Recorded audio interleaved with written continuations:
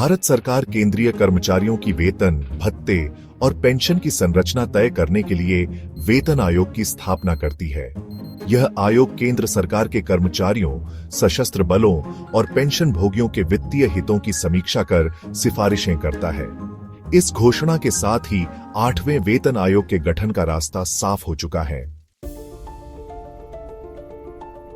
पहला वेतन आयोग 1946 में गठित किया गया था।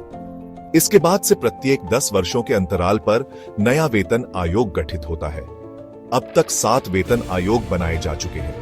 पहला वेतन आयोग, जो कि 1946 में गठित हुआ था, उसने वेतन ढांचे का आधार तय किया था।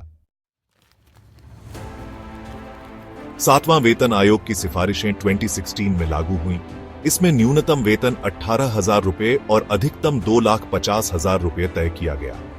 सरकार ने 8वें वेतन आयोग की स्थापना की आधिकारिक घोषणा कर दी से हैं। इस आयोग की सिफारिशें 2026 से लागू की जाएंगी। इस आयोग की सिफारिशें लगभग 49 लाख सरकारी कर्मचारियों और 68 लाख पेंशन भोगियों पर प्रभाव डालेगा।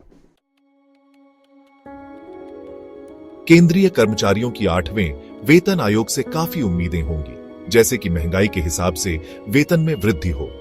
ऐसा माना जा रहा है कि नए वेतन ढांचे में न्यूनतम वेतन में लगभग 100% तक की वृद्धि हो सकती है।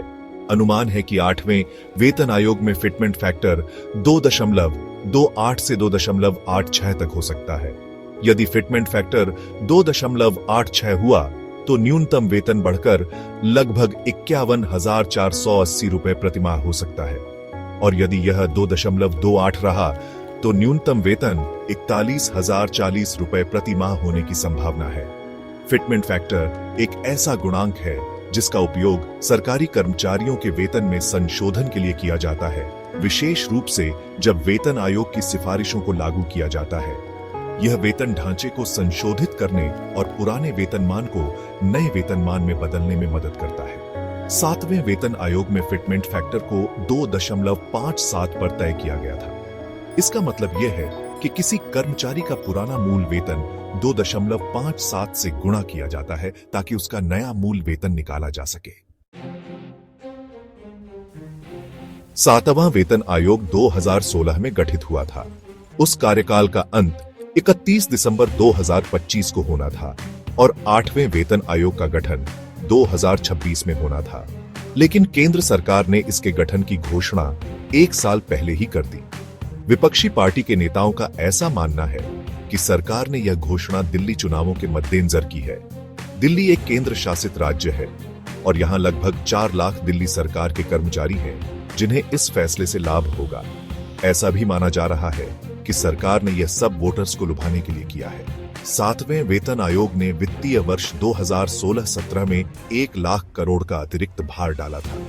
यहां गौर करने वाली बात यह है कि सरकारी कर्मचारियों के वेतन में इस प्रकार की असामान्य वृद्धि निजी क्षेत्र में काम करने वालों के मन में असमानता के भाव को पैदा करेगी और दोनों के बीच की खाई और गहरी हो जाएगी। जहां एक तरफ जनता ठेकेदारों के अधीन काम करने को मजबूर है, जहां उन्हें न्यूनतम वेतन तक नहीं मिलता, किसी तरह की कोई सुविधा नहीं मिलती, उन्हें 2 वक्त की रोटी जुटाने में आफत आ जाती है। जिस देश में 80 करोड़ लोग अनाज के लिए सरकार पर निर्भर हों, क्या वह देश बजट पर इतने बड़े अतिरिक्त भार के लिए तैयार है?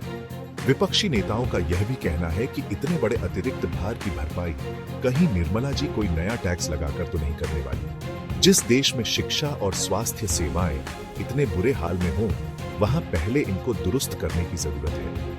आज के समय में सरकारें चुनाव जीतने के लिए कुछ भी करने पर उतारू हो जाती है। यह घोषणा भी चुनावी स्टंट ही लग रही है।